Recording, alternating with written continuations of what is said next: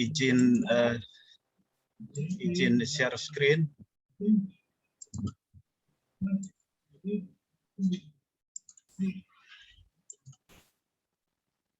Sudah terlihat ya, Pak Edi? Dalam proses, ya sudah kelihatan. Baik, selamat sore Ibu Bapak sekalian. Sore ini saya akan berbagi tentang kecelakaan pada kendaraan yang mengemudi sendiri, self-driving car. Ya, ada satu kejadian di Amerika, di Florida pada tahun 2016. Kecelakaan melibatkan kendaraan yang pada moda self-driving, jadi mengemudi sendiri dia. Dan sebagai akibatnya pengemudinya itu meninggal. Jadi di Amerika itu sedang dilakukan uji banyak sekali self-driving car, tapi persyaratannya tetap harus ada pengemudi yang memiliki kelas SIM yang sesuai dengan kendaraan yang dibawa.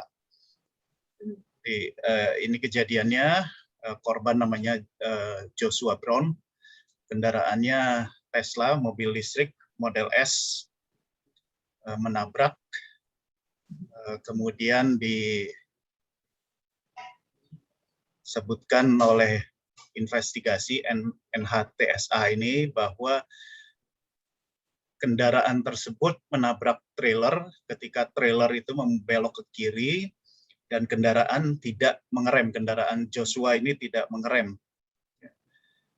Jadi ada, sebentar, dia demokan Joshua-nya pada saat masih hidup, dibikin di tahun. Here we are, stop and go traffic on 271, and geez, car's doing it all itself. What am I gonna do with my hands down here?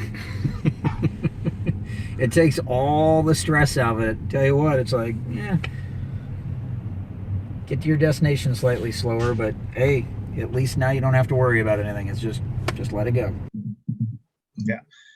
Nah, ini gambaran yang diberikan oleh polisi. Jadi V01 itu trailer yang akan belok ke kiri, sementara kendaraan Joshua V02 itu akan lurus. Dan kecelakaannya terjadi, mobil Joshua itu lewat di bawahnya trailer.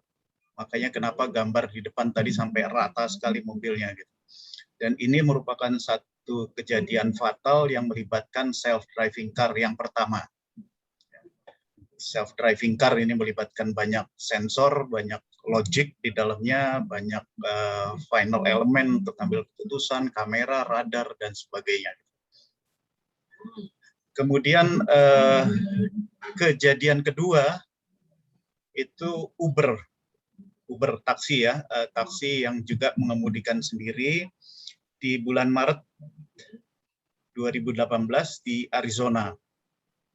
Pada saat itu tidak ada penumpang, hanya sendirian, dan kembali syaratnya harus ada pengemudi di belakang kemudi walaupun dia tidak mengemudikan.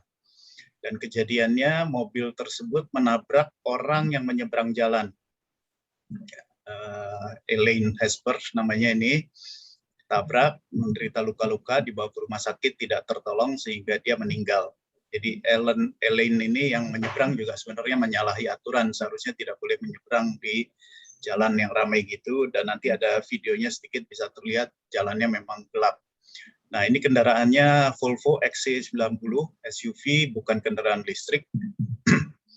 Jadi di situ dikatakan ada human safety operator behind the wheel, jadi memang syaratnya harus ada driver juga. Kendaraan melaju kecepatannya 40 meter, dan pada saat melihat ada orang yang menyeberang, dia tidak melakukan upaya untuk mengurangi kecepatan. Dan diinvestigasi oleh polisi, sedang diarahkan bahwa pengemudi tersebut harusnya bertanggung jawab. Bisa dilihat di video nanti, ternyata pengemudinya malah sibuk nonton di HP-nya dia. Dan Uber mulai melakukan self-test driving car di Arizona, Tempe, Arizona ini di 2017. Jadi kira-kira sudah hampir 1 tahunan. Ini videonya saya putarkan. bisa terlihat agak gelap jalannya.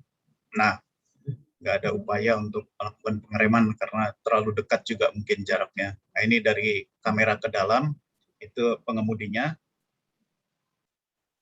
Rafaela Gonzalez kalau nggak salah namanya. Bisa dilihat dia matanya bukan ke jalan tapi ya, dan begitu nabrak dia kaget. Nah, dari Uber disimpulkan bahwa desain sistem itu tidak mencakup kemungkinan adanya orang menyeberang sembarangan gitu ya, apalagi pada saat gelap. Kemudian diketahui juga human safety operatornya di belakang juga tidak memperhatikan jalan, dia sibuk melihat pada HP-nya. Di Tesla, sensor kendaraan tidak bisa membedakan truk sama trailer yang menyeberang jalan itu, sehingga kendaraannya menyimpulkan ya aman bisa lewat karena di bawah trailer.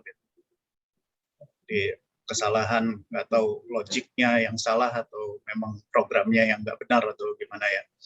Nah, tapi poinnya adalah apakah menjadi aspek dari human error atau teknologinya yang belum siap. Jadi human error ini manusia menganggap ya enak, seperti si Joshua tadi sebelum kecelakaan dia bilang enak sekali, nggak stres lagi gitu kan, semua dikerjakan oleh kendaraan. Nah, asumsinya apakah dengan itu lalu aman gitu? Apakah tidak bisa diambil tindakan, harus ada tindakan untuk mengatasi itu. Kita sudah terlalu nyaman dengan teknologi yang canggih, tapi teknologinya ternyata belum siap secara sistem. Nah, itu mungkin yang perlu jadi penggantian ke teknologi yang canggih itu harus betul-betul dilihat apakah bisa 100% menggantikan kemampuan manusia. Seperti kamera tadi yang lewat jalan gelap, dia juga tidak bisa dengan tegas melihat itu. Mungkin itu dari saya, Pak Edi. Terima kasih.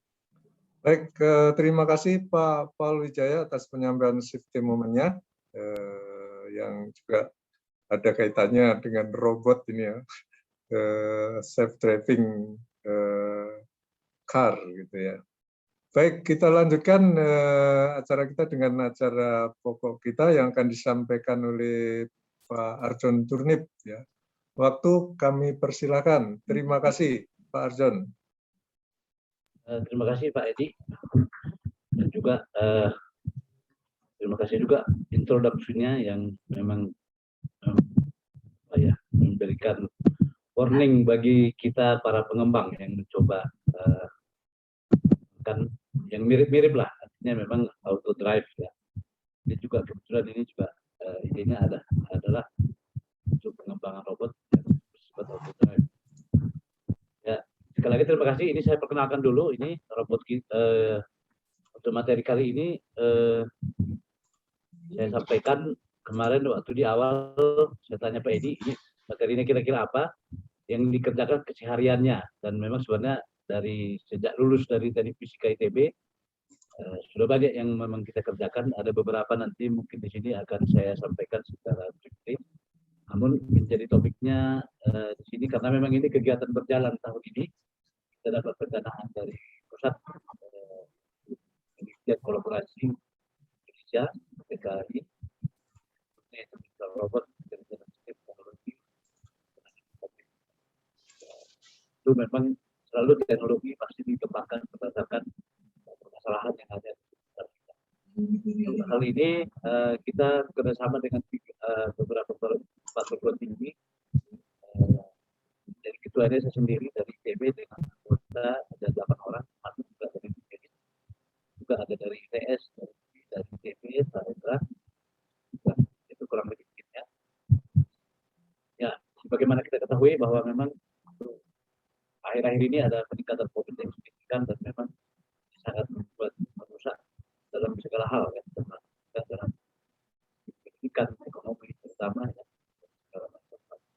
Yang menjadi konten utama adalah salah satu dampak nyatanya bahwa memang adanya penggunaan APD yang sangat signifikan, biaya mahal, juga memang tingginya terkontaminasi akibat terpapar dengan bersinggungan dengan perawat dengan pasien.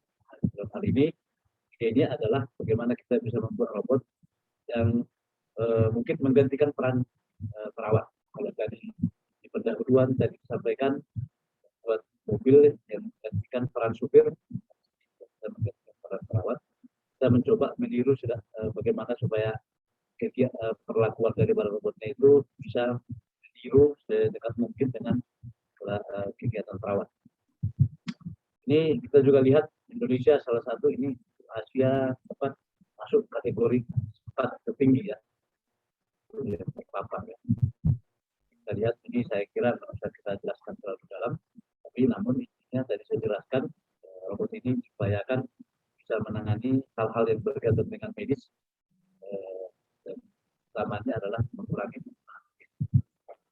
Ini kita lihat ada banyak hal sebenarnya terjadi di sana yang memang bisa digantikan oleh robot ini, pasien dari UGD ke ruangan atau screening atau pengukuran temperatur, kadar oksigen dan macam-macam, antar makanan dan sebagainya. Dalam penelitian ini kita mencoba masih fokus itu adalah bagaimana robot ini bisa mengantar makanan, obat, dan juga melakukan pengukuran kadar oksigen, tekanan darah, dan juga suhu tubuh.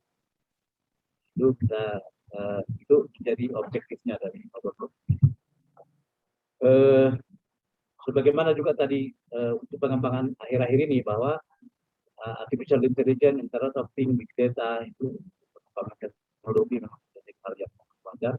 Dan untuk itu kami dari akademisi juga mencoba mengembangkan sesuai dengan kebutuhan di masyarakat sekitar untuk meningkatkan teknologi itu berbasis artificial intelligence, IoT dan data. Tujuannya adalah bagaimana membangun smart robot sesuai dengan tadi bisa untuk manajemen COVID dan bukan kontak fisik dan pasien.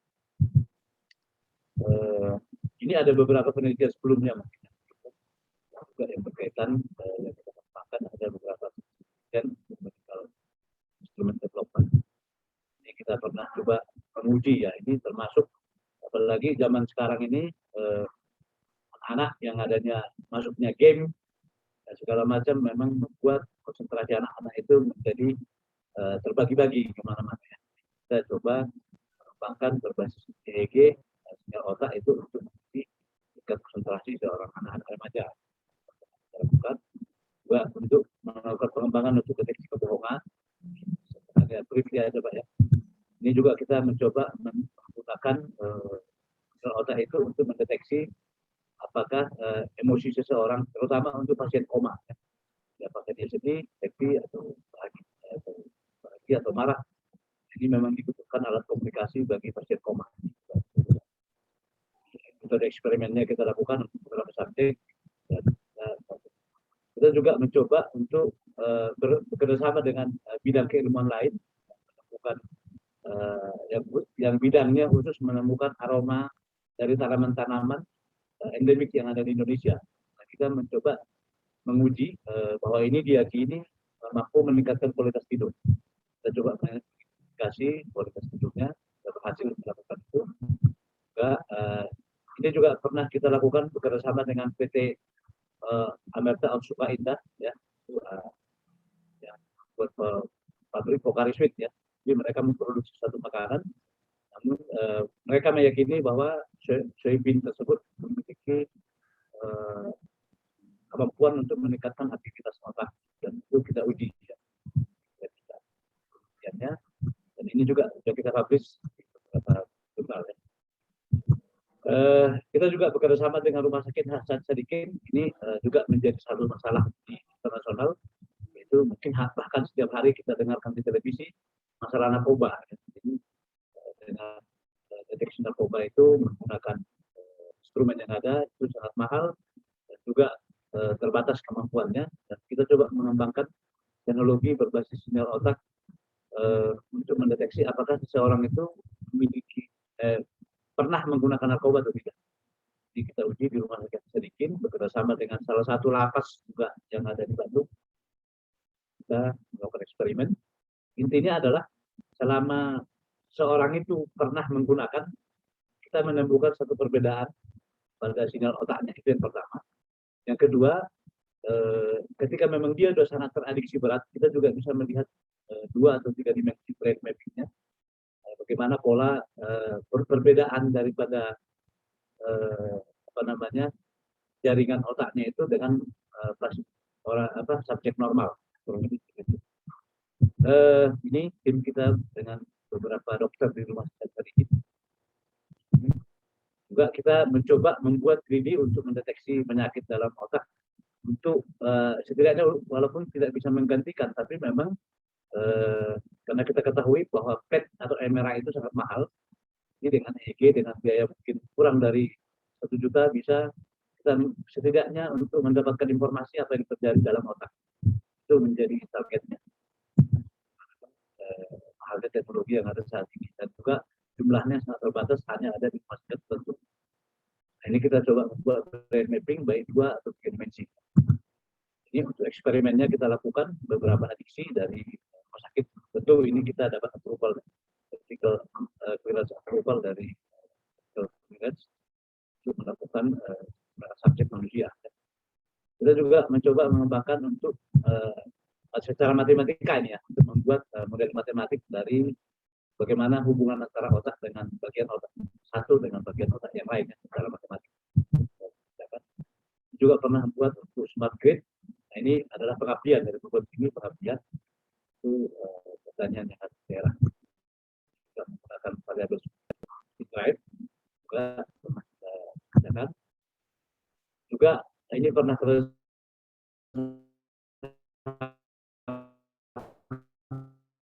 dengan Astra juga rencananya intervensi bagaimana supaya kita setidaknya membuat suspensi untuk spare part.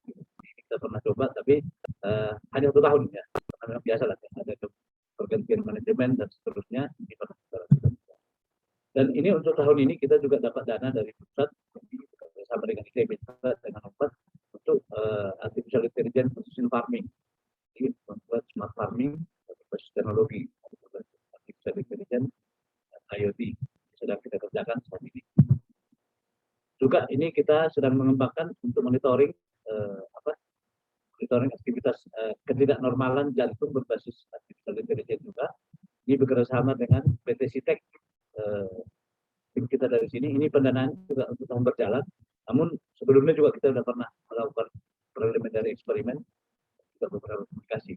Idenya adalah kita akan mencoba mengembangkan alat yang bisa digunakan memonitor aktivitas jantung seorang itu secara real time 24 jam, baik ketika dia berolahraga, sedang tidur atau sedang beraktivitas, dan itu dimonitor. Nah, intinya ini dan alat ini terkoneksi dengan smartphone. Intinya manfaatnya kurang lebih seperti ini, di pasien atau orang olahraga atau bekerja, koneksi dengan smartphone-nya, dan dari smartphone itu kita akan membangun algoritma di smartphone sehingga memang dia bisa mendeteksi sinyal yang tidak normal, lalu kita kirim ke rumah sakit atau juga keluarga pasien. Polanya adalah dari sinyal jantung ini, tentu ini juga sama. Artificial intelligence-nya adalah kita belajar dari cara kerja dokter dan kita mencoba bagaimana kita bisa mencoba menggantikan peran dokter itu dengan teknologi. Ini kita uji cobanya olahraga, pakai treadmill. Kalau yang ada sekarang treadmill itu masih pakai kabel, kalau kita sudah berhasil membuat wireless ya tanpa kabel. Jadi kita bangun di cloud-nya untuk pengenalan pola jantungnya seperti itu. Nah, untuk penelitian tahun ini kita kerjasama dengan PT Sitek itu adalah PT Sitek akan membangun sensornya, kita akan membangun komunikasi softwarenya dan komunikasinya ya. Ini juga kita pernah membangun monitoring aktivitas bayi ya. Ini juga sama bahwa memang bagaimana kita ketahui para dokter bidan itu jarang yang ada di desa, adanya di kota. Sementara ibu-ibu hamil kan lebih banyak di desa daripada di kota. Soalnya bagaimana kita bisa membangun walaupun mungkin tidak secanggih teknologi yang ada di kota, tapi setidaknya teknologi ini bisa memberikan informasi kepada si ibu atau keluarga atau rumah sakit ada kelainan dalam kandungan. Ini juga sudah berhasil kita publish. Kita juga ini baru-baru ini kita lakukan ini mencoba mendeteksi tingkat emosional atau impulsivitas dari seorang calon pemimpin. Ya. Jadi ini kita harapkan ini kita lakukan terhadap 13 orang perwira di Bandung ya, bersama dengan salah satu unit ABRI di Bandung, itu cukup calon pemimpin Danyon ya. Itu ya kita katakan ini eksperimennya, kita mendeteksi tingkat emosionalnya dia, artinya dia layak nggak dia jadi pemimpin. Jangan sampai nanti karena memang ya menurut keterangannya dari timnya adalah seorang pemimpin itu harus punya kemampuan untuk meredam gitu loh, jangan bludak nanti tiba-tiba jangan sampai ada blunder mengorbankan anak buah dan seterusnya. Dan memang ini juga kita duga ini sangat bagus juga ini untuk digunakan untuk men-screening calon pimpinan daerah gitu. Jadi sehingga memang melihat tingkat impulsivitasnya itu menyebabkan orang itu masuk korupsi ya. Untuk eksperimennya kita lakukan seperti ini, kita lihat brainwave-nya pada saat kita kasih stimulus gambar, berbagai variasi gambar, juga pada saat close dan open, relax itu, kita menemukan beberapa hasil. Saya tidak akan menjelaskan secara detail, nanti mungkin bisa dilihat di publikasinya, tapi intinya kita bisa melihat perbedaan aktivitas otak itu dengan arti tertentu ya. Dan ini kita bisa menemukan dari 13 yang kita seleksi itu, akurasinya cukup di atas 90% berhasil ketika di-compare dengan pengujian dari tim dokter ya, artinya di tim dokter. Kita dari sisi biosignalnya akurasinya sekitar 90% ya. Nah ini yang berkaitan dengan robot COVID ini, sebelum robot COVID ini dikembangkan, kita juga sudah pernah mengembangkan namanya brain well check intelligent assisted untuk signal, yaitu bagaimana supaya seorang pasien lumpuh itu bisa auto drive gitu loh. Nah ini juga tadi mirip dengan tadi itu, karena jadi dengan asumsi bahwa seseorang itu masih bisa otaknya masih berfungsi. Jadi kita nanti dia, tapi tetap juga akan dibantu oleh beberapa sensor tentunya seperti mirip keterangan tadi ya. Jadi seperti misalnya bagaimana ketika kursi roda ini menghadapi kolong meja, bagaimana dia kalau ada tiang di sana, bagaimana kalau ada jalan tangga turun gitu ya, itu tetap itu pakai sensor gitu. Karena memang jadi kalau saya lihat yang tadi itu kan contoh kecelakaan itu adalah sensor kan butuh waktu gitu loh, dia mungkin mengukur sensor itu kalau itu kejadian sangat cepat mungkin delay tidak cukup untuk memproses sehingga dia tidak bisa melakukan aksi terhadap aktuator tertentu. Nah di sini kita tetap bahwa memang kita juga fasilitas ini dengan juga batasan-batasan tertentu. Nah ini skemanya adalah kita pasang kamera ultrasonik, EMG, IMU untuk orientasi rodanya, voice dan brain signal tentu sebagai komando utamanya. Ya. Ini udah pernah dapat penghargaan dari Menristek, pernah dicoba di beberapa televisi di Indonesia, kursi roda kita ini hasilnya. Ini juga pernah dapat penghargaan dari top 10 research dari Kalber Pharma ya. Ini pengujiannya, voice control dan segala macamnya. Nah ini idenya adalah dari sini, karena memang ini tahun berjalan, proposalnya diajukan tahun ini, kegiatannya tahun ini, jadi ini kita adopsi dari sini, jadi dengan beberapa teknologi kita ambil dari teknologi kursi rodanya, lalu kita modifikasi. Nah ini menjadi tambahannya adalah kita tambahkan itu pakai lidar ini untuk navigasi, tambah lagi ada UV inspection ini bagaimana supaya nanti robot ini bisa berpindah dari satu ruangan itu dia auto disinfection supaya dia tidak menularkan virus dari satu pasien ke pasien lain. Dan juga di sini ada monitoring itu untuk mengukur tekanan darah, temperatur dan oksigen level atau kadar oksigen. Dan juga kamera itu untuk mengenali pasiennya, untuk mengidentifikasi pasiennya, ini pasiennya atau bukan. Desain robotnya kurang lebih seperti ini. Jadi kita mendesain ada 3 laci ya.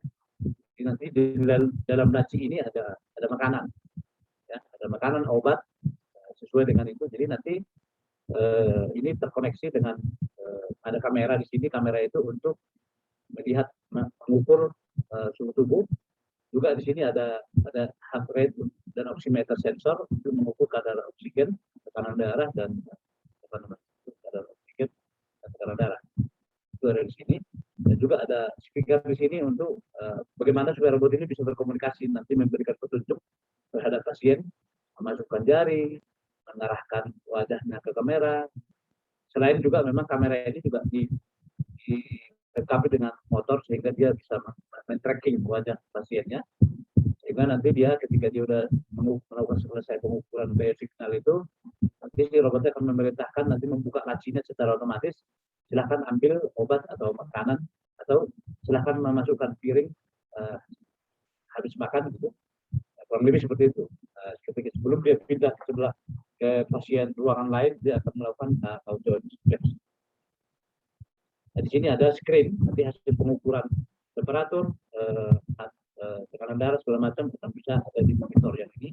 Kita zoom di sini ya, pengukuran sensornya. Jadi mungkin ini desainnya. Untuk saat ini ada beberapa ini untuk misalkan model desainnya itu seperti ini. Ini ada kamera tadi dijelaskan. Ini di sini kita pasang nanti ada motor driver di bawah ini.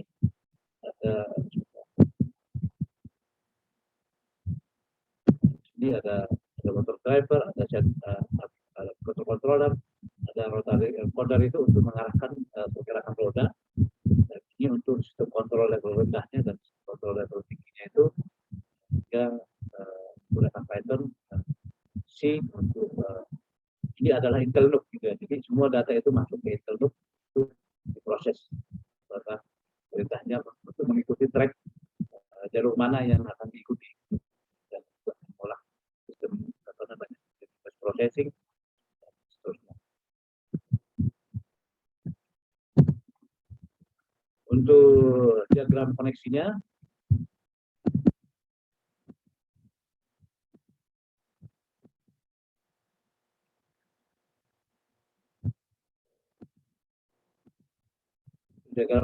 ini bisa kita lihat, ini ada leader terkoneksi dengan Intel NUC, koneksi dengan microcontroller ini untuk ke motor driver ya.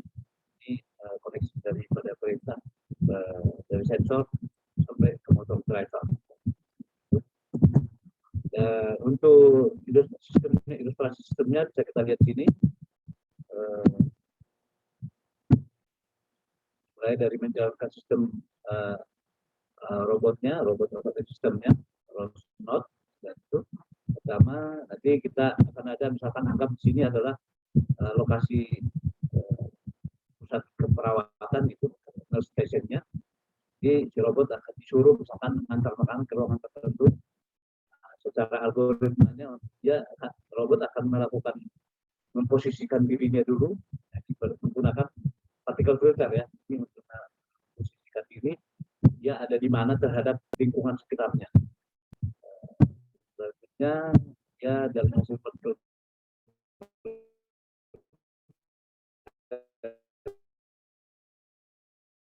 itu nanti dia akan maju ini. Ada jalur mixing juga itu nanti pertama jalurnya.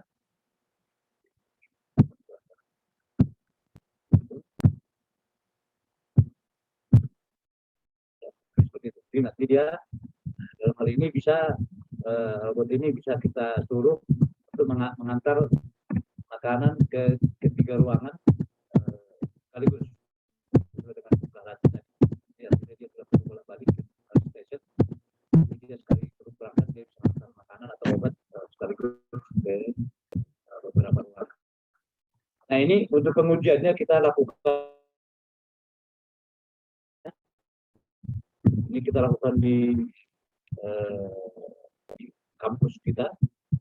Yang gedung kedua ini juga di gedung 4. Nah, yang gedung ketiga ini adalah di Eijkman Hasan Sadikin. Kita mencoba ke sana, cuman memang kita juga terbatas masuk ruangan karena situasi pandemi ini, jadi itu juga sulit sehingga kita juga dapat ruangan di sana juga sangat terbatas. Ini hasil mappingnya. Jadi nanti hasil mapping ini akan digunakan untuk navigasi, mengenali ruangan itu. Ibaratnya memperkenalkan robot itu ke ruangan-ruangan tertentu sehingga nanti ketika perawat dengan kode antar ke ruangan A 112, 113, 114 gitu sehingga dia nanti akan hafal jalan. Nah ini hasil pengujian untuk lidarnya ini di atas rata-rata sih di atas 95% ya rata-rata setiap gedung ya. Jadi artinya Nah, tinggal ini sekarang kita mencoba menunggu jadwal dan izin bagaimana supaya ini kita bisa berinteraksi langsung di rumah sakit dengan pasien COVID. Nah ini juga secara detailnya tadi untuk mengantisipasi beberapa hal yang terjadi. Kalau tadi itu kan secara umum, secara detailnya kita juga menguji ini secara terpisah, membuat kecil itu mengatasi getaran gitu ya. Jadi karena lidar itu ketika dia bergetar itu dia akan ngacak gitu, dia ngambil datanya sehingga sistem bisa sehingga memang di sini direkam dengan kamera untuk mendeteksi jalannya itu ketika ada polisi tidur atau sifatnya sesuatu yang membuat getaran pada robotnya, itu akan diantisipasi untuk misalkan braking. Dan juga ini untuk cermin di sekitarnya, ketika ada kaca di sekitar itu yang sifatnya dia tidak bagus untuk menghasilkan cahaya, gelombang daripada lidarnya itu juga diantisipasi. Jadi ini jadi satu keterbatasan. Jadi diupayakan itu perjalanan robotnya itu jangan ada cermin di jalan karena nanti ngaco dia ketika dia melewati kaca tersebut. Dan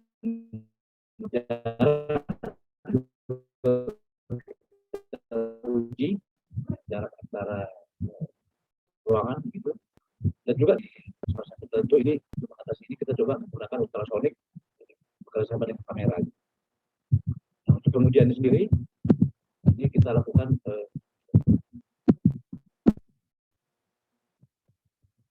ini kita coba ini untuk objeknya kita bikin seperti itu untuk menguji hasil pengujiannya operasi baik. Nah, untuk IMU sensor ini digunakan untuk orientasi dari robotnya. Jadi ketika bagaimana kita tahu rumah sakit itu tidak selalu datar gitu ya, itu bisa ada tanjakan atau turunan, walaupun mungkin itu didesain tidak terlalu steep gitu ya. Di sini sensor ini dia untuk menentukan orientasinya.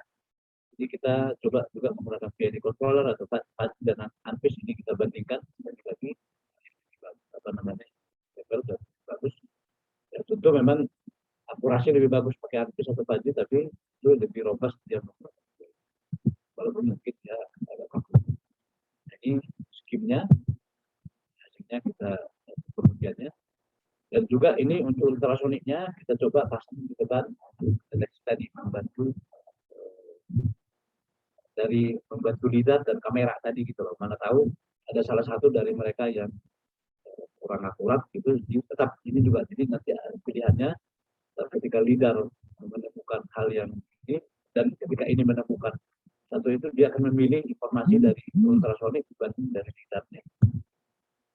Nah, untuk pengujian biosignalnya ini kita lakukan eksperimennya. Ini ada untuk menguji tangga itu lakukan pakai image processing. Metodenya itu spesifikasi pakai hard gitu.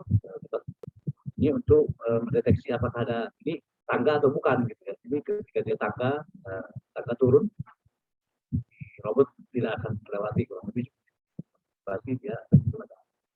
Dan juga ini beberapa hal lain seperti ada tiang, ada polisi tidur, misalnya ada sapu yang tergeletak di jalan, yang mana nanti itu berdampak pada getaran atau bahkan mungkin dia tidak bisa lewat. Ya. Dan juga ada kolong-kolong meja gitu. Karena di sini dalam hal ini kolong meja itu kan kesannya dia terlihat jauh gitu, karena namanya juga kolong, tapi kan atasnya kan ada portal gitu. Kadang-kadang bisa juga jadi dianggapnya masih jauh, tapi ternyata enggak. Karena perlu ada kamera untuk deteksi kolong yang sifatnya berupa kolong seperti kolong meja. Hasil pengujiannya bagus. Nah, untuk biosignal ininya kita saat ini kita menggunakan dua sensor ini, yaitu untuk oximeter untuk saturasi oksigen, heart rate, dan juga untuk temperatur ya.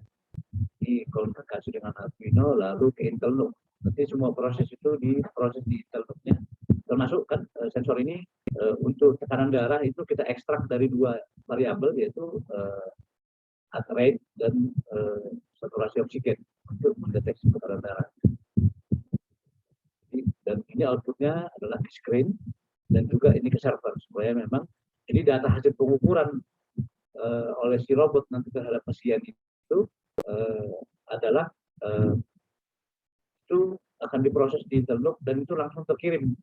Nah, sehingga nanti harapannya untuk pencatatan data pasien itu sudah otomatis, gitu, tidak perlu lagi perawat mencatat lagi, mengukur, mencatat, yang mana mungkin bisa dia salah catat atau lupa catat di mana.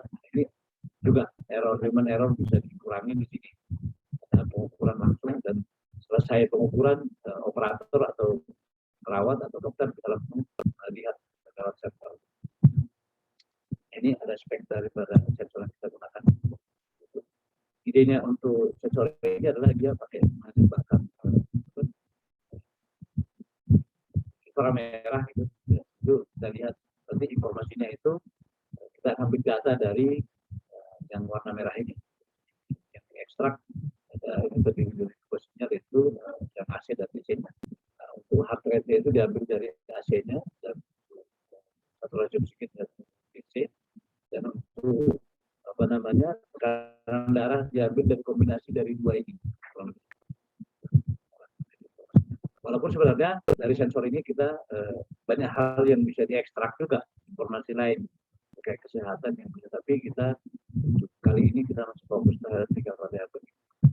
Ini itu. Nah, untuk pengujiannya kita mencoba terhadap 13 subjek dengan kondisi normal, ya, kita ukur dia saturasi oksigen dan heart rate-nya, dan juga kita suruh dia lari dulu, lalu kita ukur karena memang ini berdasarkan diskusi dengan tim medis bahwa ketika seseorang itu dalam posisi capek itu tentu heart rate-nya akan naik dan juga saturasi oksigennya akan turun. Dan ini juga ini kita bandingkan dengan langsung dengan standar dari klinis yang warna merah ini, kita dapat itu dengan akurasi sekitar 88%. Ini adalah pola daripada PPG yang kita peroleh. Dan ini nanti dari data ini digunakan untuk mengukur, untuk mengestimasi tekanan darah. Tekanan darah itu tidak perlu lagi diukur menggunakan apa itu ya, kayak pompa itu. Nah, yang terakhir dari sini yang sudah kita bangun itu adalah untuk kamera tadi, tambahannya di sini dia khusus untuk deteksi baik pasien maupun orang di sekitarnya, apakah dia menggunakan masker atau tidak. Jadi nanti ketika robot ini berpapasan dengan seseorang, baik itu tim medis ataupun pengunjung pasien atau pasien tidak menggunakan masker, dia akan menegur gitu loh. Dia menggunakan masker, atau ketika dia menggunakan masker tapi tidak pada posisi yang tepat. Jadi ada maskernya tapi hanya menutupi mulut misalnya. Itu juga akan diingatkan gitu, supaya menggunakan masker dengan benar.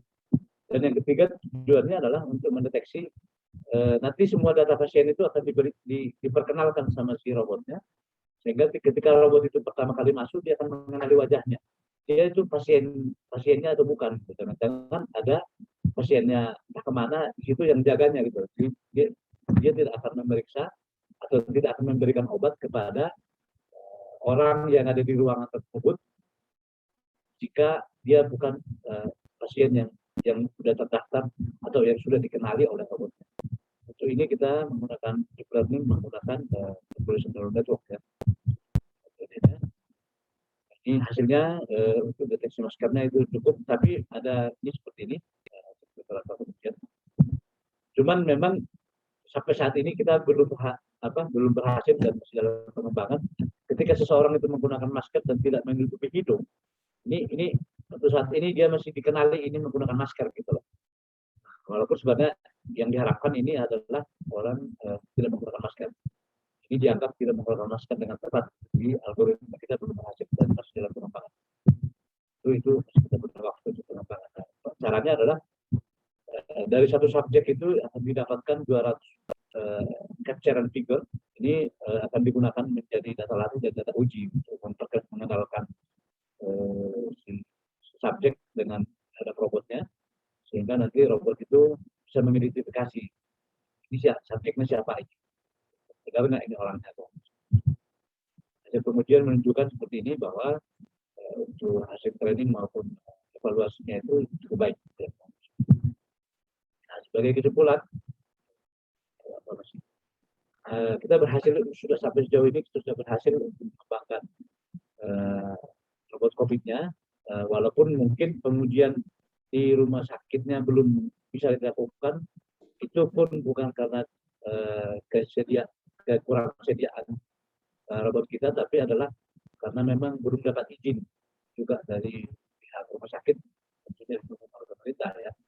Kita belum berhasil ke sana untuk melakukan pengujian. Kita baru berhasil untuk mendapatkan data dari gedung rumah sakit tadi. Itu pun bukan rumah sakitnya, tapi gedung Eijkman-nya.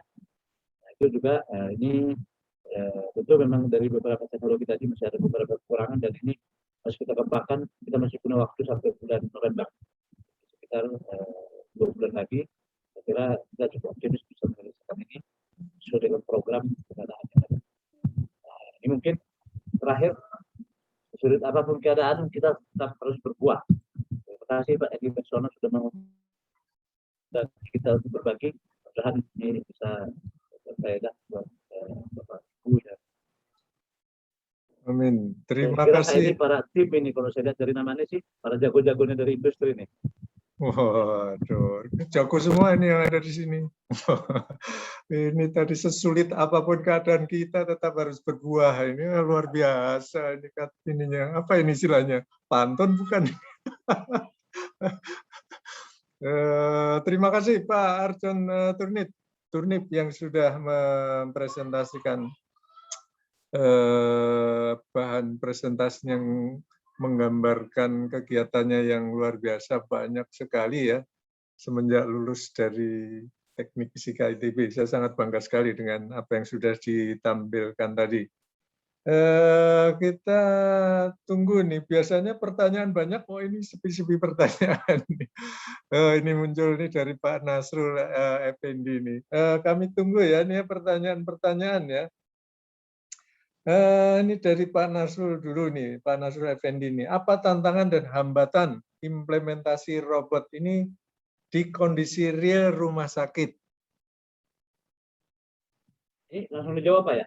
Langsung jawab aja. Ya, tantangannya tadi saya sebutkan itu pertama memang ini karena memang kegiatan ini berjalan mulai tahun ini ya, dan mungkin pendanaan juga baru keluar sekitar bulan Mei ya.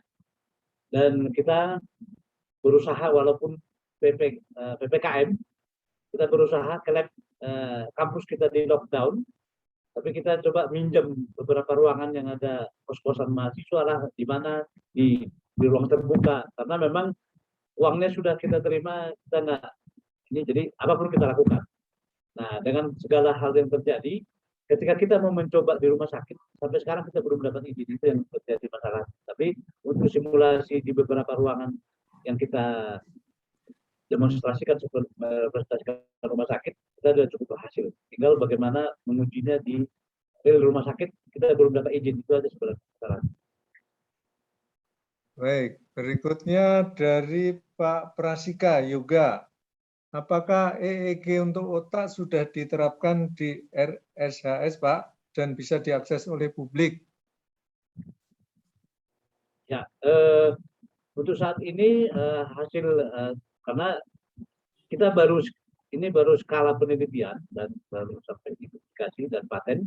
Untuk uji klinisnya belum, jadi artinya itu belum ada di market, karena sebelum itu ada di rumah sakit harusnya kan itu harus melewati uji klinis itu, dan ini belum dilakukan, khususnya tadi untuk deteksi narkoba, karena memang terakhir kita melakukan penelitian itu sebelum COVID. Nah, uji klinis dan segala macam semua terhenti karena pandemi. Baik. Oh, ini ada muncul lagi nih. Pokoknya ditunggu ini pertanyaan bermunculan. Kalau melihat ini dari Pak Haris ya, Pak Haris Sontowiryo. Kalau melihat beberapa komponen dikendalikan menggunakan mode kontrol yang berbeda, apakah ada supervisory controllernya? Mungkin NUC sebagai komputer supervisory controller. Bagaimana penjelasannya? Supaya supervisory controllernya tadi itu Intel itu, jadi semua data itu minivisi, yang memang semua data itu diproses di sana. Oke. Ya, ini sambil nunggu pertanyaan muncul, saya aja lah. Ini kan pertanyaan ini tadi buat saya baru pertama kali ini ada NUC. Nah, NUC itu. Ini apa itu sebenarnya NUC ini? Kapan mulai sama Pak Arjon Turnip ini menggunakan controller seperti itu? Ya, baru di robot COVID ini, Pak. Baru untuk implementasi kali ini. Oh, baru kali ini ya. Sebelumnya juga ini enggak ininya apa? Kok bisa ketemu benda itu gitu? Gimana ini? Ya, Google sekarang kan sebagai kan. Oh, gitu ya. Ini sama Eyang Google ya. Sama mahasiswa kan. Ya, oke.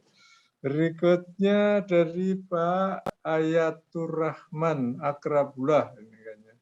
Izin bertanya, untuk saat ini apakah sudah ada sensor yang digunakan dalam monitoring kesehatan, terutama pasien seperti ECG, EEG, tekanan darah, dan sebagainya dengan menggunakan wireless? Terima kasih, salam sehat. Ya, itu yang sedang kita kembangkan. Namun kalau secara di market sih ada, tapi sudah ada yang wireless. Cuman sifatnya dia semua rekaman data itu disimpan.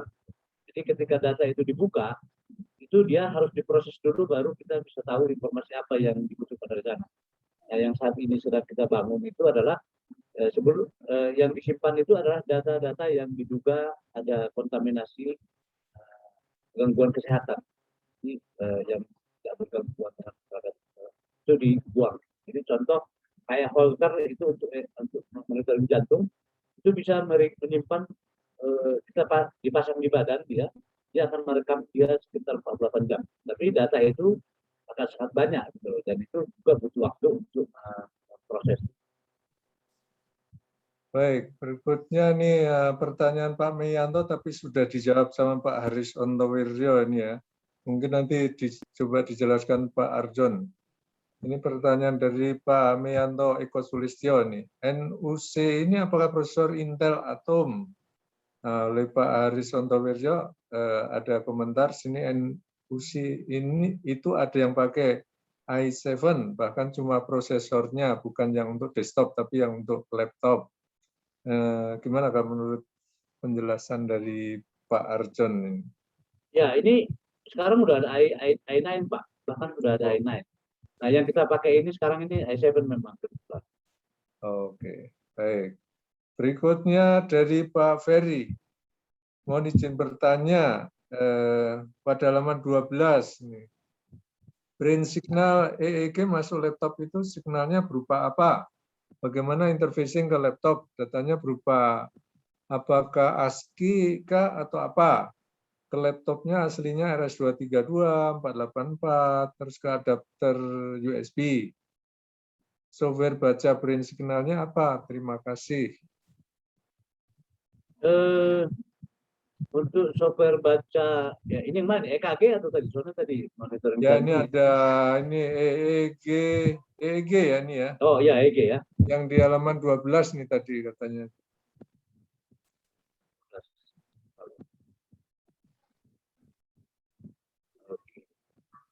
Halaman 12 bukan. Bukan ya, beda lagi ya. Soalnya yang mungkin slide Pak Arjon sama slide yang di bagian beda. Oh ya beda. Ya, ini yang versi yang didistribusikan. Nah, di halaman 12. Tapi nggak apa-apa, saya kira sih itu. Jadi EEG itu kan pakai AGCL ya. Jadi nanti AGCL itu dari sensornya itu masuk ya pakai USB dia ke laptop. Nah, di laptopnya kita datanya diproses pakai signal processing tentunya. Kalau EEG kita sih ada juga yang wireless, tapi memang yang banyak tadi kita pakai itu dia masih pakai wire gitu untuk ke komputernya. Yang wireless itu dia masih noise-nya masih terlalu banyak. Jadi dia paling hanya untuk sifatnya yang main game gitu. Tapi kalau untuk sifatnya yang presisi belum bisa yang wireless. Baik, berikutnya Pak Mahathir ya. Ini sebenarnya yang tadi sebenarnya mau saya tanyakan, ini ada yang menanyakan. Kenapa menggunakan komputer NUC sebagai supervisory controllernya? Kenapa tidak menggunakan Raspberry sebagai supervisory controllernya? Ya, sebenarnya kan misalkan ya dari Arduino ke Raspberry, kayak Alternate itu kan sudah beda level. Kalau misalkan di Raspberry dia ketika kita menerima dua informasi aja dia sudah bahkan kita coba pakai Raspberry dia untuk memproses data EKG aja, data jantung itu, yang mana data jantung itu masih lebih sedikit dibanding data EEG ya, atau data yang lain itu, dia hanya satu data aja. Untuk itu dia sudah sangat lambat responnya. Jadi nah sekarang ini ketika dia untuk robot ini dia menerima sensor dari banyak sensor dan secara simultan itu tentu Raspberry sudah tidak cukup kuat untuk itu. Bahkan Intel NUC juga untuk yang di bawah i7 juga kita coba di robot COVID ini juga dia kurang support. Oke, baik. Oh, ini penjelasannya dengan berbagai ini tadi ya, inputnya banyak, sensor banyak, tugas pemrosesannya banyak sehingga kewalahan kalau pakai Raspberry Pi. Baik, berikutnya dari Pak Muzas, kenapa menggunakan apakah bisa dikontrol secara remote? Setahu saya ESP punya Wi-Fi dan BLE ya, Bluetooth ya, untuk dikontrol dan monitor secara wireless. Kalau bisa, apakah penyimpanan datanya pakai cloud juga? Ya, semua ini untuk data memang ini disimpan di cloud ya. Tapi kenapa pakai remote? Ya pasti pakai remote sih gampang ya. Kalau pakai remote itu kan aslinya kalau untuk membuat robot itu pakai remote itu saya kira itu juga sudah ada di pasar, tinggal copy itu udah pasti jalan gitu loh. Jadi masalah itu adalah bagaimana robotnya itu bisa belajar gitu juga gitu loh, belajar jalannya, mengingat jalannya dia dari mana pernah sebelumnya, mengenali apa itu obstacle yang ada di jalan. Nah, itu yang jadi pertama. Ya, oke. Baik, berikutnya dari Ibu ini ya mungkin ya, Bu Novlin Lydia Mirino. Apakah medical robot control termasuk dalam teknologi IoT? Ya, itu tentu tadi IoT-nya tadi kan ketika dia hasil selesai setiap kali dia melakukan pengukuran tekanan darah, saturasi oksigen kan itu dikirim ke cloud kan, sehingga bisa diakses oleh pihak terkait yang diberi izin untuk memproses datanya. Dan juga untuk informasi informasi data mapping ruangannya. Baik, berikutnya dari Pak Iwan Gunawan. Apakah sering error Pak itu protoboardnya? Kadang-kadang apabila terbentur suka ngeheng. Bagaimana mengatasi hal tersebut? Ya, untuk saat ini sih sebenarnya kalau yang kita lihat itu termasuk tadi untuk contoh misalkan Intel NUC-nya kita juga pernah menggunakan versi yang di bawah, atau sebelum itu kita pakai Raspberry. Nah di situ jadi kita belajar ketika dia ngeheng itu biasanya sih perangkat tertentu kita tingkatkan, terutama mesin utamanya, dan juga mungkin menambah untuk meminimumkan tadi gangguan-gangguan itu biasanya kita menambah fungsi dari sensor-sensor yang ada gitu. Jadi artinya contoh misalkan tadi sebenarnya kamera kan sudah cukup, sudah bisa untuk mengenali dan juga dari lidar, tapi tetap juga kita tetap menggunakan ultrasonik gitu loh. Jadi artinya yang mana yang duluan mendeteksi obstacle itu kita minimumkan gitu. Nah, untuk mengatasi masalah hang sih biasanya sih itu dari keterbatasan prosesor teknologi yang kita gunakan. Baik, berikutnya dari Pak Budi Santoso. Ada dua pertanyaan ya, saya baca satu persatu aja. Apa latar belakang dan tujuan pembuatan robot yang mendorong troli makanan dan obat-obat ke pasien? Ya, latar belakangnya tadi karena sebenarnya kan kalau kita lihat itu kita sebenarnya teknologi kan kita bangun berdasarkan pengalaman persoalan yang ada di sekitar. Salah satu contoh kita mendengarkan pasien itu adalah jarang dikunjungi, ya jangan dikunjungi pasti perawatnya, atau barangkali juga mungkin perawatnya juga berpikir untuk pergi mengunjungi pasiennya dan segala macam. Nah, itu menjadi latar belakang sehingga memang pekerjaan yang sifatnya tidak begitu teknis, ya, seperti ngantar makanan, ambil piring, ngantar obat, mengukur tekanan darah, saturasi oksigen, ini juga kebutuhan ini juga kita dapatkan juga dari tim medis, karena memang makanya kita di tim ini juga kita melibatkan dari tim medisnya. Jadi kita dapat informasi seperti apa sih yang dibutuhkan mereka gitu. Jadi itu kita mencoba membangun teknologi itu berdasarkan kebiasaan dan kebutuhan dari tim medis. Baik, pertanyaan nomor 2. Bisa ditunjukkan foto atau video dari robot tersebut dan bagian-bagian robot mana saja yang bisa digerakkan dan apa bisa berkomunikasi juga dengan pasien? Wah, ini harus ada natural language prosesornya ini. Mungkin untuk robotnya tadi Fotonya ada ya tadi ya. fotonya sudah ada, tapi untuk videonya nah, ini ada tadi saya coba secara ini karena ini cukup panjang kalau nanti diputar tadi keterbatasan juga. Ini hasil eksperimennya juga kita lakukan kemarin. Nah, mudah-mudahan bisa kelihatan. Nah,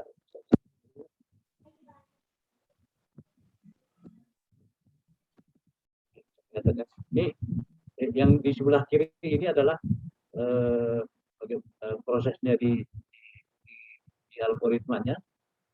Ini adalah kita simulasikan beberapa ruangan gitu loh, ini yang sebelah kanan. Bagaimana dia bergerak dari satu titik ke titik ini. Kotak-kotak ini menunjukkan ruangan dari situ. Jadi yang merah-merah ini menunjukkan bagaimana partikel filter itu diarahkan untuk mencari posisi yang paling bagus setelah mendapatkan informasi dari lidarnya. Jadi ketika dia sini dia arah panah itu menunjukkan bahwa dia itu partikel filter mengarahkan menuju titik yang dirancang. Yang sebelah kanan ini adalah real robotnya, itu dari apa namanya. Sebelah kiri ini adalah animasi di algoritmanya. Seperti itu, Pak. Baik, berikutnya dari Pak Noverto Kaniago. Berapa biaya yang dibutuhkan untuk membuat satu medical robot? Wah, ini biaya penelitiannya atau biaya benda belanjanya ini?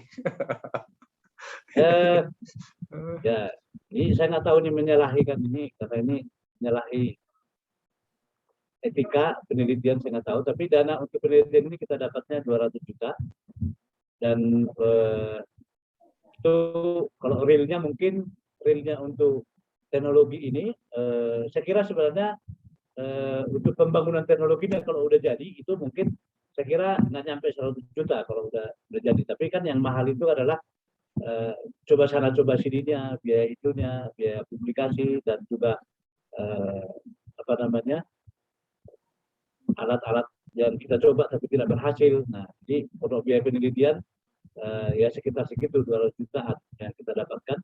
Tapi kalau estimasi saya untuk membangun teknologi ini, kalau semuanya sudah fix berdasarkan sensor dan segala macam yang kita butuhkan itu paling itu sekitar kurang dari 100 juta lah. Karena yang paling mahal di sini itu adalah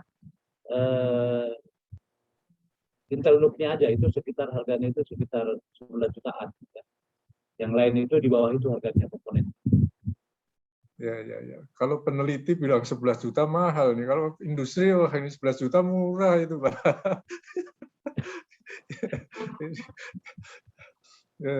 Oke. Ini saya bercanda aja. Baik, kita lanjutkan lagi dari ini kan. Ini yang di bawah ya. Ini dari Pak Muhammad Fajri ya. Apakah robot medical efektif untuk menangani pasien secara langsung? Secara khusus adalah pasien emergensi yang butuh penanganan yang cepat. Terima kasih. Ya, saya kira tadi juga sudah saya jelaskan sebenarnya. Kalau ini hanya yang sifatnya general, yang sifatnya memang rutin dilakukan, ini bisa digantikan. Tapi ketika itu bersifat teknis dan juga itu berkaitan dengan tadi yang urgensi itu, kita tidak rekomendasikan menggunakan digital robot. Baik, berikutnya dari ini yang luar biasa juga nih kan, Pak Muhammad Arsyad, ini dari SMK Negeri 2 Tembilahan. Oh, ini kan dari SMK juga ada nih Pak. Izin bertanya Pak, apakah ada alat dijual secara online? Nah, ini pertanyaannya ini nanti punyanya Pak Arsyad dijual secara online. Ya, ini udah cukup pertanyaannya Pak, atau Ya, ini pendek aja nih. Apakah alatnya ada yang dijual secara online? Mungkin partnya gitu kali ya. kalau robotnya tentu kan belum selesai. Tapi kalau partnya ini terus terang, semua tadi komponen yang tadi itu semua kita beli online. Karena kan toko kan tutup. Jadi memang itu semua kita beli online. Oke. Baik. Berikutnya dari Pak Hidayat Nur Isnianto. Dalam menentukan komponen, terutama sensor, apakah ada pertimbangan standar industri atau medis yang digunakan acuan? Nah, ini pertanyaan tentang standar nih.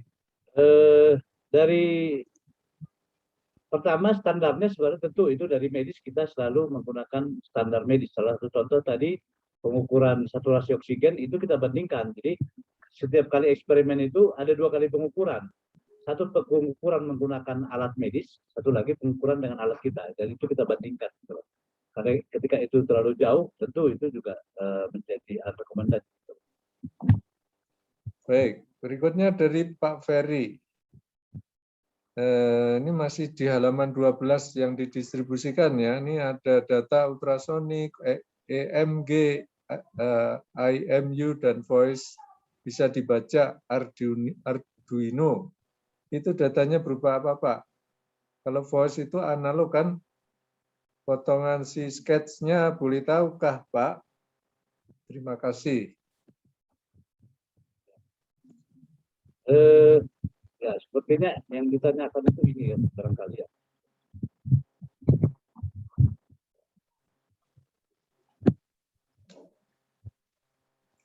Sambil menunggu pertanyaan-pertanyaan yang lain, silakan. Ya, ini saya yang ditanya ini ya. Ya, di sini Arduino ini dia hanya memilih. Belum tambah, Pak. Share screen dulu. Oh iya, sorry. Kalau semangat Pak, jadi lupa. Nah, ini kan. Ya, kurang lebih ini. Karena tadi dia bilang ada itu. Jadi Arduino itu di sini dia hanya memilih. Ibaratnya if then-nya aja gitu loh. Jadi memilih informasi yang mana yang digunakan. Makanya di Raspberry Pi ini dia di sini untuk mengolah gambar itu menjadi sebuah informasi, dia pakai Raspberry, datang ke sini itu dia masuk ke Arduino itu dia sudah masuk perintah ini ke motor gitu loh. Apakah dia mau berhenti atau mundur gitu, artinya maju atau tidak gitu loh. Itu perintahnya karena Raspberry Pi itu untuk mendeteksi obstacle tadi, apakah tangga turun, kolong meja, itu perintahnya Arduino. Jadi Arduino itu hanya sifatnya untuk memerintah saja. Nah ini juga kan kalau dalam hal di sini voice itu kan dia disuruh ibaratnya maju gitu ya, itu mundur, belok kiri. Nah ini juga sama, ini voice itu diolah di sini dia masuk di Arduino-nya, dia sudah masuk, hanya Arduino-nya hanya membuat perintah aja ke motor driver. Kalau yang ini nggak pakai NUC-nya ya atau interNUC-nya tadi itu? Tidak Pak, kalau ini tidak. Jadi ini baru hanya perintah dari yang salah satu di sini itu yang menjadi kekuatan di sini itu adalah sebenarnya di sini itu interlock-nya itu diganti dengan laptop di sini. Sebenarnya ini juga kalau untuk versi jadinya nanti laptopnya harusnya diganti dengan NUC-nya gitu loh.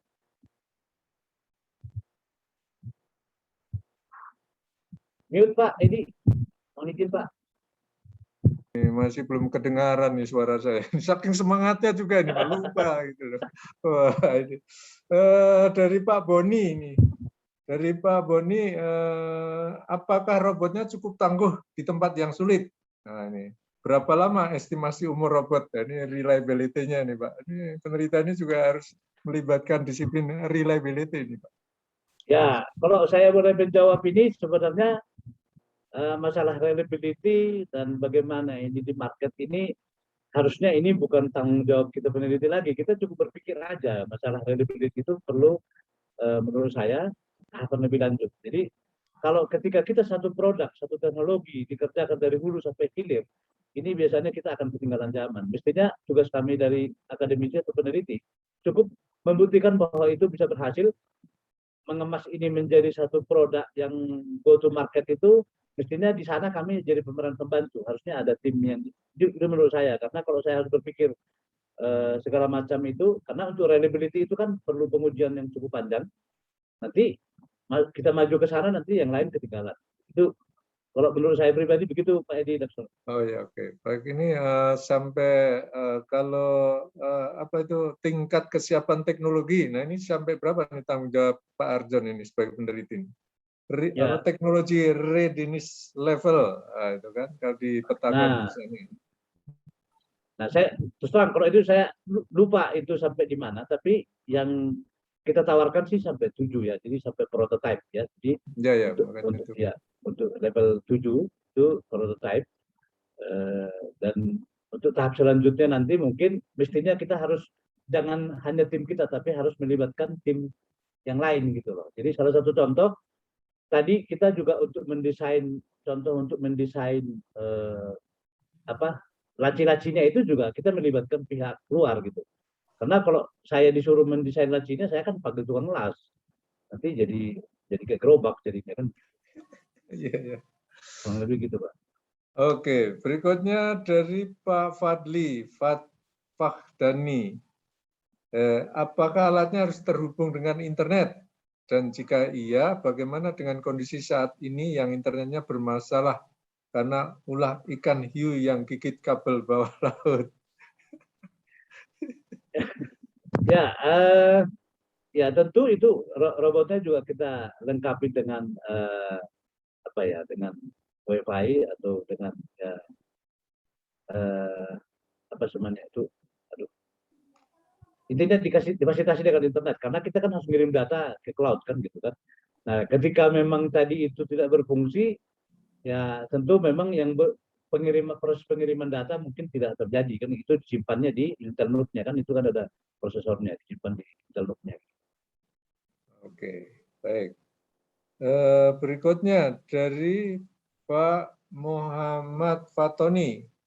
Apakah Raspbian tidak bisa dihubungkan langsung ke Arduino Mega tanpa harus ke Raspberry Pi dulu?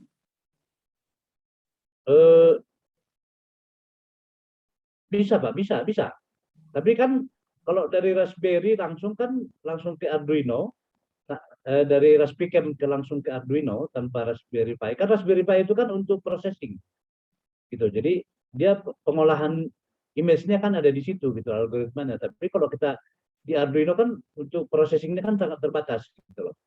Itu yang jadi masalah. Jadi mungkin dia untuk kayak image processing dia nggak bisa di Arduino. Oke.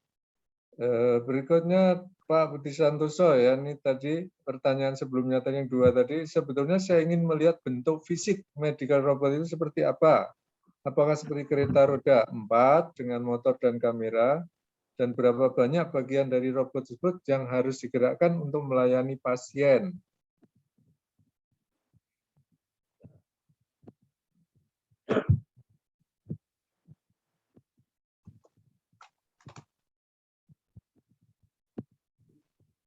Ini bentuknya sih yang kita pesankan nanti jadi seperti ini. Ini kan kita bikin 3D-nya. Ini sedang kita pesan ke pihak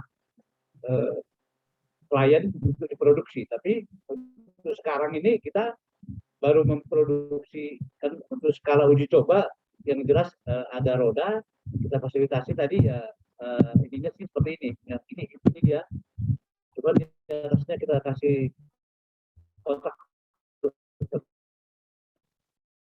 barang sementara gitu. Ini dia kalau situasinya seperti ini, maksudnya lacinya itu seperti ini gitu. Ini sedang diproduksi. Nah, kalau yang ada sekarang ya ini barangnya, jadi kita kasih papan di atas,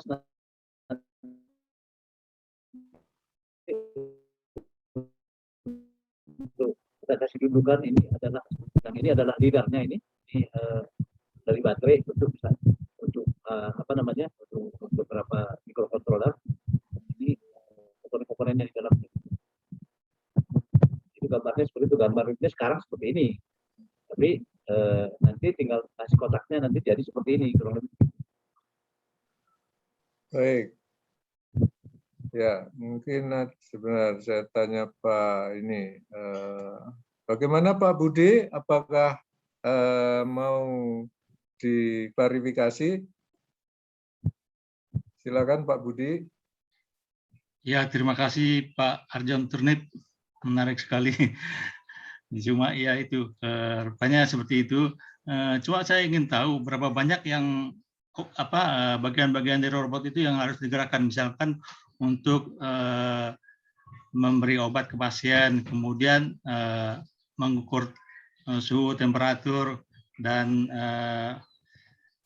bagian-bagian dari pasien yang harus diukur. Kemudian juga misalnya mengambil piring, apa saja yang bergerak di robot itu belum terlihat oleh saya. Jadi nanti gini Pak, robotnya masuk kan, jadi dia pertama dia akan mengukur dulu ini di saya boleh tunjukkan nanti.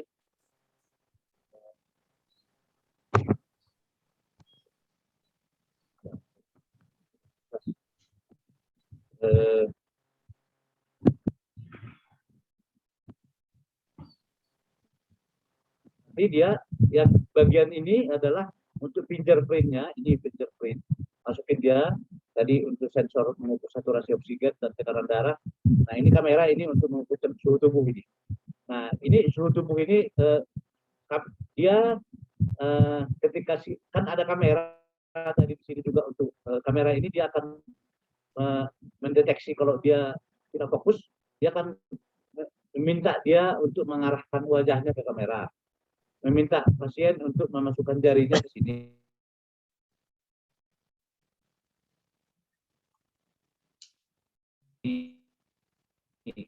Nah setelah dia diidentifikasi obatnya, jadi gitu. Jadi artinya kalau pasiennya tidak bisa duduk nggak bisa. Ini didesainkan pasien COVID, jadi pasien COVID itu masih bisa beraktivitas. Jadi dia akan ngambil, jadi si robotnya akan buka lacinya. Ketika setelah diambil, nah dia akan minta kalau dia nanti mengambil piringnya, dia suruh silakan masukkan piring kotornya kalau lebih begitu. Atau kalau dia ngantar obat, silakan ambil obatnya. Jadi si perawat tetap memasukkan obat di laci ini, dia dan dia akan ngasih kode di robotnya, kamu antar ini ke ruangan sekian. Gitu. Itu kira-kira. Mudah-mudahan jawabannya terjawab pertanyaan. Kalau komunikasi dengan pasien lewat apa Pak ya? Komunikasinya dia kan pertama masuk kan gitu ke ruangan. Nah, robotnya akan mendekat, kan dia kan ada kamera di sana, dia akan mendekat ke pasiennya sampai dia posisi dia dekat dengan tempat tidur. Lalu dia akan minta komunikasinya tadi gitu, dia akan mengidentifikasi dulu pasiennya benar atau bukan. Pertama lewat apa Pak? Lewat kamera tadi, yang kamera itu dia mendeteksi wajah. Ya kalau misalkan belum pas posisinya, bagaimana si robot berkomunikasi dengan pasien? Nah, si robotnya kan ngomong, silahkan wajahnya diarahkan ke kamera kan. Oh kamera, bisa ngomong ya? Iya bisa ngomong gitu. Oh, luar biasa Pak. Nah, jadi ketika si kamera tidak mendapatkan wajahnya, apakah misalnya dia masih tidur kan gitu, dia akan minta Pak silahkan untuk proses identifikasi Bapak silahkan didekatkan wajahnya ke kamera gitu. Nah kamera kan hanya bisa mutar kiri kanan atas bawah gitu, tapi ketika pasiennya tidur dia nggak bisa ngukur, dia pasiennya harus duduk di tempat tidurnya gitu. Jadi nanti tinggi kamera ini dia akan diposisikan cocok untuk seseorang yang duduk di tempat tidur gitu. Dan juga tempat tidurnya juga kita minta sesuai dengan ukuran robot ini, standar rumah sakit berapa, jangan terlalu tinggi. Jadi nanti khusus pasien robot COVID dia nggak boleh ninggiin tempat tidurnya dan nggak boleh gitu. Jadi pokoknya standar aja. Jadi supaya dia kalau duduk dia pas posisinya dengan kamera, nggak terlalu jauh gitu.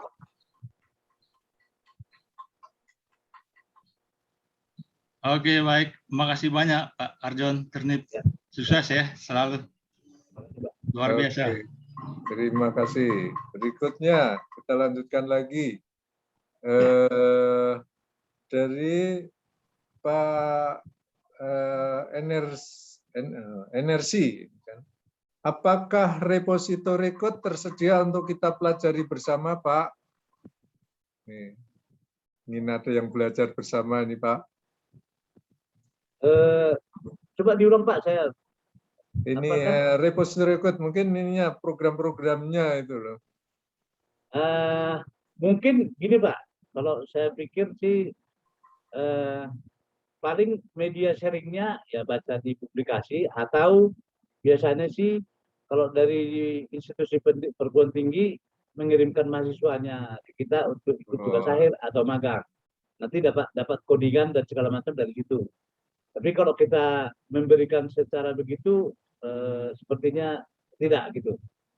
Harus ada media kegiatannya ya. Harus ada media kegiatan, karena ketika ada mahasiswa datang itu kan ada hubungan antar institusi kan gitu kan. Jadi di sana dia terrekod. Jadi ketika itu nanti digunakan yang bersangkutan di luar, itu juga akan direkod bahwa itu adalah milik negara, kurang lebih gitu Pak. Ya, oke. Itu bagi yang punya mahasiswa, ini kan banyak punya mahasiswa loh. Ini di sini silakan nih mengirimkan mahasiswa ke Pak Arjon Turnip ini. Nanti bisa dapat programnya, ini codingnya. Ya, Nah, ini kalau yang ini tadi dari ada kan ada SMK, itu kalau yang masih sekolahnya di bawah mahasiswa gimana nih Pak Arjon? ya mungkin nggak apa-apa Pak, bisa masuk Oh, oke. kelas Nah, itu ini tadi yang dari internship gitu. SMK. Silakan dari SMK itu tadi. Baik, berikutnya oh ini komentar saja nih ya. Ini dari Pak Arief Nugraha ya, ini dari LEN.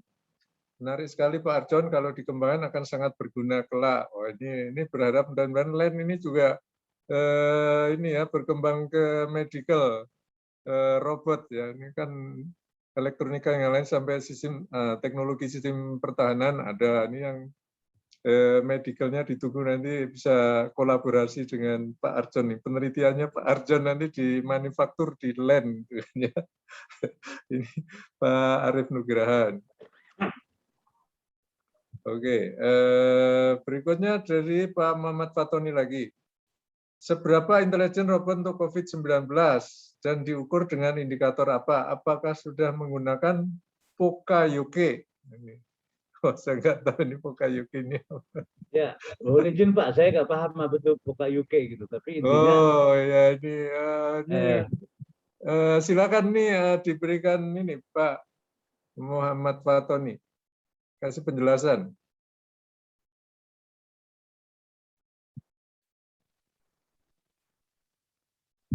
Gimana Pak?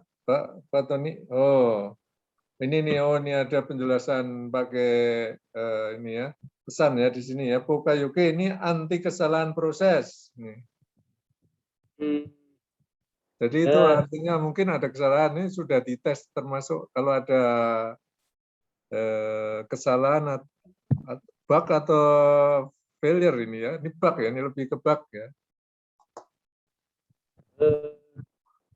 ya untuk sejauh ini, untuk biasanya sih untuk skala penelitian kan pengujian kan masih terbatas, sama juga tadi seperti tadi saya sampaikan. Tapi biasanya untuk untuk antisipasi kesalahan-kesalahan sejauh ini, biasanya sih kita updating algoritma biasanya yang bisa dilakukan, atau juga penambahan fasilitas fungsi sensor yang terlibat gitu. Nah, jadi kalau ke depannya memang kalau misalkan ketika ini diimplementasikan di rumah sakit, ya di sana memang perlu ada pengujian beberapa kali dengan berbagai kondisi, karena salah satu contoh misalnya kita tadi untuk menguji biosignalnya itu kita juga harus mengetes kondisinya. Misalkan seorang pasien itu misalkan untuk mendapatkan itu kan kita tadi baru mensimulasikan dia suruh lari gitu supaya dia ngos-ngosan kan gitu. Tapi kalau untuk mendapatkan pasien COVID yang sesak kan kita kan nggak dapat gitu. Jadi untuk pengujian yang real, tentu ke sana juga nanti kita masih banyak pengembangan tentunya. Biasanya sih dengan kesalahan-kesalahan error yang kita temukan, maka akan dipikirkan, dicari untuk pengembangan algoritmanya. Artificial intelligence itu biasanya sih di sana gitu ya. Jadi sejauh mana kita bisa mengenali problem yang realnya, dan problem itu sebenarnya kita terjemahkan ke dalam algoritma. Ketika kita kurang paham dengan kondisi di lapangan atau kondisi realnya, biasanya sih problem itu muncul di situ karena apalagi kalau kita hanya mendapatkan data itu berdasarkan cerita tanpa mengalami. Karena si programming kalau hanya terbatas informasi yang dimasukkan itu yang membuat jadi jika algoritma itu fail ketika dia menghadapi yang sebelumnya memang dia tidak menduga gitu, kurang lebih seperti itu. Ya, baik. Ini komentar dari Pak Arif Nugraha ya dari LEN ya. Tadi itu kan saya mancing nih kalau kolaborasi ini. Betul Pak, kita kebetulan kemarin memproduksi ventilatornya, ini kerjasama dengan BPPT, sistem. Ini sistem yang saya lihat plus minus mirip. Nah, itu. Jadi ini kan deket ini, Unpad sama LEN. Jadi tinggal promosi Pak Arjon ini kan datang ke LEN gitu. Ini Tinggal tadi keluar. slide-slide-nya itu kan bisa dipromosikan lagi untuk menaikkan teknologi readiness level gitu kan. Kalau perguruan tinggi kan mungkin 6, 7, 8, 9 ya itu harus kolaborasi dengan industri sama ini kan yang punya uangnya gitu loh. Nah ini ada medianya ini tolong bisa di follow up itu Pak Arjon Turnip nih dari Siapa LEN ini? tuh. Ya, siapa ini? Oke, berikutnya dari Pak Septiantar. Robot yang dibuat sepertinya untuk pasien yang masih mandiri, artinya masih bisa bangun dan mengambil makanan, obat di laci. Apakah ada pertimbangan perlakuan robot untuk tipe pasien yang pasif, hanya bisa berbaring di kasur? Terima kasih. Ya, sebenarnya idenya ke sana sebenarnya dari awal ketika kita mengusulkan proposalnya, idenya ke sana. Jadi sebenarnya robot ini tadinya ada punya tangan sebenarnya gitu loh. Jadi dia bisa megang tangan, bisa ngambil obat, bisa gitu seperti idenya. Tapi karena dana yang dikasih hanya 200 ya kita mencoba mengembangkan ya dengan kapasitas dana yang tersedia. Jika ini berlanjut untuk tahun depan mungkin arahnya ke sana. Jadi artinya fasilitas robotnya dilengkapi dengan head robot gitu. Seperti itu, Pak. Baik. Ini yang di chat sudah habis, apakah ada yang ingin bertanya langsung atau bisa juga ngetik di chat juga silakan. Silakan kalau ada yang ingin ditanyakan.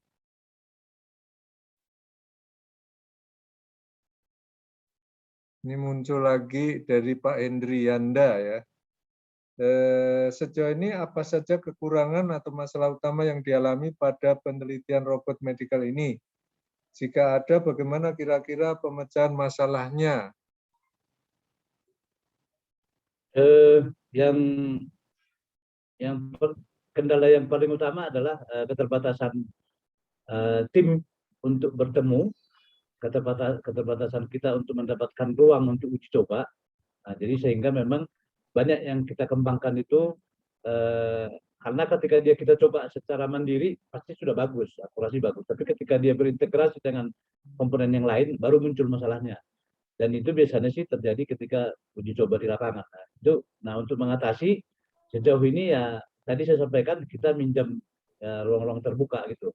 Jadi sebenarnya di luar skenario sebenarnya kita juga dalam hal ini kita dengan terpaksa kita juga melanggar protokol ya kesehatan karena memang puncak daripada pengembangan ini kemarin pada saat PPKM itu ya. Kalau sekarang kan sudah longgar ya. Jadi makanya kita coba bisa uji coba saat ini dan tapi puncak pengembangan alatnya itu terjadi pada saat PPKM.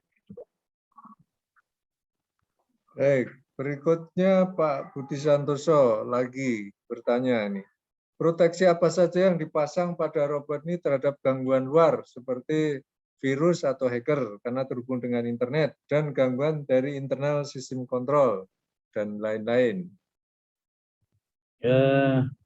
Kalau untuk saat ini kalau dari gangguan internet itu kita mencoba menampilkan data itu tidak langsung dari database, tapi melalui API ya, application apa itu? Saya lupa kepanjangan. Programming interface. Ya, jadi tidak langsung sehingga dia. Nah itu mungkin baru sejauh itu yang bisa kita lakukan, ditambah lagi sistem security yang udah standar ya. Nah itu kalau untuk gangguan internal sistem kontrol ya biasanya sih tadi ya dibuka, diperbaiki atau ya medianya kita ganti gitu ya. Salah satu contoh kemarin awalnya kita pakai lidar yang 2 dimensi, nah sekarang hanya 2 dimensi, sekarang kita tambah 2 lidar, jadi ada 3D-nya gitu. Nah itu jadi biasanya sih ketika dapat masalah kita cari solusinya, apakah dengan updating algoritma atau juga penambahan perangkat gitu. Baik. Adakah pertanyaan lagi?